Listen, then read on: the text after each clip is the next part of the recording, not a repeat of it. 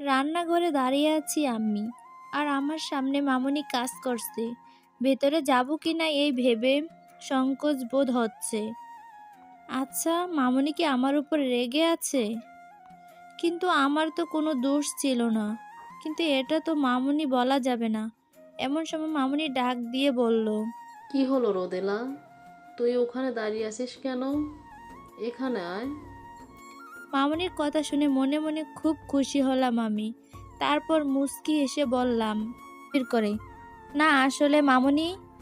থাক, আর বলতে হবে না। কালকের জন্য সংকোচ বোধ করছিস, এই তো। মামুনির কথা শুনে আমি মাথা নিচু করে দাঁড়িয়ে রইলাম।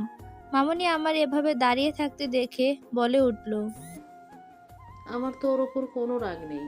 যেটা আছে সেটা হলো অভিমান। কারণ কি জানিস? তুই আমায় এতটাই পর মনে করিস যে তুই শুভ্রকে ভালোবাসিস। এটা বললে আমরা মেনে নিতাম না। আমি তো নিজেই জানতাম না, তোমায় কি করে বলবো বলো তো? বিড়বিড় করে। কি বললি? না কিছু বলবো না। আসলে মামুনি, কি বলো তো, তোমরা জানোই আপু আর শুভ্র ভাইয়ার বিয়েটা সেই ছোটবেলায় থেকেই তোমরা ঠিক করে রেখেছো, তাই আর কি। তাই সব মুখ বুজে সহ্য করে নিলি। আর যাই হোক, তুই অন্তত শুভকে তো বলতে পারতি। আরে ধুর, কি বলবো আমি? শুভ্র ভাইয়া আমায় তো ভালোই বাসে নাকি? নিশ্চিত কালকে আপু জোর জবরদস্তি করে ভাইয়াকে বিয়েতে রাজি করতে বাধ্য করেছে। তাই তো নয়তো বিয়ে করছিল। কি হলো? কি ভাবছিস? কিছু না। সরি মামুনি, আর হবে না। মামুনি কিছু না বলে খাবার নিয়ে চলে গেল টেবিলের কাছে। আমিও মন খারাপ করে দাঁড়িয়ে রইলাম। সবাই আমাকে ভুল বুঝছে। কিছুক্ষণের মধ্যে মামাও চলে আসলো টেবিলের কাছে। তারপর আসলো তানিশা। আর তানিশা হলো শুভ্র ছোট বোন। তবে তানিশা আর আমার বয়স সেম। আমরা দুজনেই একসাথে একই ভার্সিটিতে পড়ি। আর আমরা দুজনেই সেম অনার্স প্রথম বর্ষের ছাত্রী। তারপর আমাকেও ডাক দিল মামুনি। আমিও আর কিছু না ভেবে গিয়ে বসে পড়লাম তানিশার পাশে। এমন সময় নিচে নামলো শুভ্র ভাইয়া। ওনাকে দেখে তারপর আমাকেও ডাক দিল মামুনি।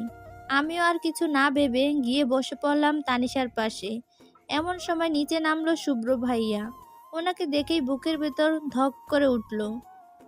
তখনকার বিষয়টা কথা মনে পড়ে। তবে এই মুহূর্তে নিশ্চিত আমি কিছু বলবো না। তবে এই মুহূর্তে নিশ্চিত আছি কিছু বলবে না, কারণ এখানে সবাই আছে। তারপর আর কি, সবাই মিলে খাবার খেতে শুরু করলাম। এমন সময় মামু বলে উঠল, শুভ, এখন থেকে তুমি রোদেলা আর তানিশাকে একসাথে ভার্সিটি পৌঁছে দিয়ে অফিসে যাবে। বিনিময়ে ভাইয়া কিচ্ছু বলল না। চুপচাপ ব্রেকফাস্ট করে রুমে চলে গেল। কিছুক্ষণের মধ্যে মামা মামি দুজনেই চলে গেল। সবাই চলে যাওয়া দেখি ঠাস করে একটা চাটি মারলো মামি তানিশার মাথায়। কারণ বোনটা আমার সাথে কথা বলছে না। আমার চাটি খেয়ে তানিশা বিরক্তি মাখা চাপা মুখ নিয়ে বলল, তুই আমার সাথে কথা বলবি না, শয়তান রোদেলা, তোর সাথে আরি। তানিশার কথা শুনে কিছু না বলে ওকে পিছন থেকে জড়িয়ে ধরলাম আমি। তারপর বললাম, কেন বোন, কি হইছে? আমি আবার কি করছি? তুইও কি সবার মতো আমাকে ভুল বুঝছিস? তুই কি করে পারলি বলতো এত বড় কথাটা লোকাতে যে তুই শুভ্র ভাইকে ভালোবাসি? সবার কথা নয় বাদ দিলাম, আমাকে তো বলতে পারতি। তুই জানিস কালকে রিয়াপুর মুখের কথাগুলো শুনে আমার কতটা কষ্ট হয়েছিল। এই তুই আমার বেস্ট ফ্রেন্ড ভাবিস? এতক্ষণ পর বুঝতে পারলাম বোন আমার সাথে রাগ করলো কেন। আমি তানিশাকে আর কিছু বলার সুযোগ না দিয়ে ওর হাত ধরে ওর রুমে নিয়ে গেলাম। তারপর ওকে সব খুলে বললাম। সব শুনে ও অবাক হাঁ হয়ে তাকিয়ে আছে আমার দিকে। ওর এভাবে তাকিয়ে থাকা দেখে আমি বলে উঠলাম, তো দেখো, যেখানে আমি নিজেই জানতাম না সেখানে তো কি করে বলবো বলো তো? ও, এই ব্যাপার। কিন্তু আমি ভাবছি ভাইয়ের কথা কি করে তোকে মেনে নিল। কি করে আবার? আফু নিশ্চয়ই বাধ্য করেছে ভাইয়াকে, বলে উঠলাম। আমার কথা শুনে হাসলো তানিশা। এই কথার মাঝখানে ওর এভাবে উচ্চস্বরে হাসার কারণটা বুঝতে পারলাম না আমি। আশ্চর্য, এখানে আমি হাসার মতো কিছু বলছি যে তুমি এভাবে হাসতেছো? কিন্তু তানিশা ওর হাসি থামাতে পারছে না। আশ্চর্য, এভাবে হাসার কি আছে? কিছুক্ষণের মধ্যেই তানিশা তার হাসি থামিয়ে দিয়ে বলল, তুই এখনো শুভ্র ভাইকে পাইয়ে রাখছিস? ও, এই ব্যাপারে এতদিনের অভ্যাস কি আর একদিনে চলে যায় বলো? তাই তো ভাইয়া ভাইয়া আসছে। সব বুঝতে পারছি, তবে হ্যাঁ, আমার সামনে বলেছিস ভালো কথা, আবার অন্য কারোর সামনে দাঁড়িয়ে বলিস না, ওকে? তারপর আর কি, পুরো সকালে তানিশার সাথে গল্প করতে করতে কাটিয়ে দিলাম। সারাদিন এটা ওটা করে কেটে গেল। আজকে একবারও ভাইয়ার সামনে যাইনি। না জানি সামনে গেলে কি করতো আমায়। কিন্তু এখন তো রাত হয়ে গেছে, এখন কি করব?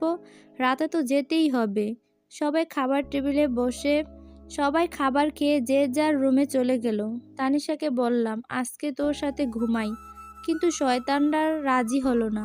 তোর কপালে আর বর জুটবে না, দেখিনিস। বান্দর তানিশা একদম ভাইয়ের মতো হইছে, খালি রাগটা নেই। এসব বলতে বলতে এক পা করে রুমের ভেতরে এগোচ্ছি আমি। রুমের কাছে আসতে আস্তে করে রুমের দরজাটা খুলে উকি দিলাম। অদ্ভুত বিষয় হলো ভাইয়া রুমে নেই, গেল কই? এমন সময় পিছন থেকে কেউ বলে উঠল। তুই এভাবে চোরের মতো উকি দিচ্ছিস কেন? আচমকা এমনটা বলাতে আমি ভূত দেখার মতো চমকে উঠলাম। পিছনে ঘুরে তাকিয়ে ভাইয়াকে দেখে ভয়ে ঘাবড়ে গেলাম আমি। আমতা আমতা করে বললাম, ইয়ে মানে কিছু না তো। সত্যি কিছু না? তাহলে এতটা ভয় পাচ্ছিস কেন? ভয় কেন পেতে যাব? তুমি বাঘ না ভাল্লুক যে ভয় পাবো আমি? তার মানে তুই আমায় ভয় পাচ্ছিস না? আমি না। আচমকা ভাইয়া আমার কথা শুনে সামনে এগোতে লাগলো। আমি ঘাবড়ে গিয়ে রুমের ভেতরে ঢুকে গেলাম। ভাইয়া রুমে ঢুকে দরজা বন্ধ করে দিল। যা দেখার, আরো ভয় পেয়ে গেলাম আমি। এই রে, আমার আবার মারবে নাকি? আল্লাহ, এবারের মতো বাঁচিয়ে দাও আমায়, কথা দিচ্ছি। আর জীবনেও কোনোদিন ভাইয়াকে রাগেই বদমেজাজি বলবো না। ভাইয়াকে দরজার বন্ধ করে দিয়ে আমার দিকে এগোতে লাগলো। যা দেখে আমি আমতা আমতা করে বললাম, দেখো ভাইয়া, তুমি কিন্তু এখন আমার সাথে রাগারাগি করতে পারবে না। ও তাই নাকি? কেন পারবো না শুনি? দেখো ভাইয়া, তুমি এভাবে এগোলে আমি কিন্তু চিৎকার দেব। দে না, কে বারণ করছে? আমি কিন্তু সত্যি সত্যি দেব। দে। এক পর্যায়ে আমি দেওয়ালের সাথে লেগে গেলাম, কিন্তু ভাইয়ার থামার কোনো নামই দেখছি না, তাই বললাম, আচ্ছা যাও, সরি ভাইয়া, আর হবে না। আর আমি কোনো দিন কিচ্ছু বলবো না। তা কি কি যেন বলছিস রিয়াকে? আমি কেমন? কি বলছি? কিছু বলিনি তো, শুধু বলেছি তুমি খুব ভালো। একদম মিথ্যা বলবি না। এদিকে ভাইয়া আমার এতটা কাছে চলে এসেছে যে ভাইয়ার নিঃশ্বাস অবধি শুনতে পাচ্ছি আমি। কেমন যেন এক অদ্ভুত অনুভূতি হচ্ছে, তার সাথে অস্বস্তিও লাগছে। সরি ভাইয়া, আর হবে না, এবারের মতো ক্ষমা করে দাও। ভাইয়া কিছুক্ষণ চুপ থেকে বলল, চল, ঠিক আছে, তবে আমার একটা শর্ত আছে। কি সত্যি? আজ সারা রাত তুই আমার মাথা টিপে দিবি। কি? আমি পারবো না। তুই পারবি না, এই বলে ভাইয়া আমার দিকে আরো ঝুঁকে গেল। ভাইয়ার হঠাৎ করে এভাবে ঝুঁকে যাওয়া দেখে ভয়ে চোখ বন্ধ করে চেঁচিয়ে বলে উঠলাম, না, পারবো না। এদিকে রোদেলার মুখের দিকে তাকিয়ে মুচকি হেসে শুভ্র বলল, এই তো গুড গার্ল। তারপর শুভ্র আস্তে করে সরে আসলো রোদেলার কাছ থেকে। তারপর গিয়ে বিছানায় শুয়ে পড়ল। বেশ কিছুক্ষণ চোখ বন্ধ করে থেকে আস্তে চোখ খুলে দেখলাম ভাইয়া বিছানা শুয়ে আছে। আচমকা ভাইয়া বলে উঠল, কি হলো, আর কতক্ষণ লাগবে? এই তো আসতেছি। তারপর আর কি, অনিচ্ছা থাকা সত্ত্বেও গিয়ে ভাইয়ার মাথা টিপতে লাগলাম আর মনে মনে হাজারটা গালি দিতে লাগলাম, শালা, তোর কোনোদিন ভালো হবে না, একটা হনুমান, গরু, ছাগল, মহিষ। এদিকে শুভ্র বুঝতে পারছে রোদেলার মনে মনে তাকে গালি দিচ্ছে, তারপরও কিছু বলল না। মনে মনে হাসছে সে। বেশ কিছুক্ষণ মাথা টিপে দেওয়ার এখন হাত ব্যথা করছে আমার, কিন্তু এই হনুমানটা তো দেখতে পাচ্ছে না, তার তো সেই মরার মতোই ঘুমাচ্ছে। এভাবে করতে করতে কখন যে ঘুমিয়ে গেলাম বুঝতে পারিনি।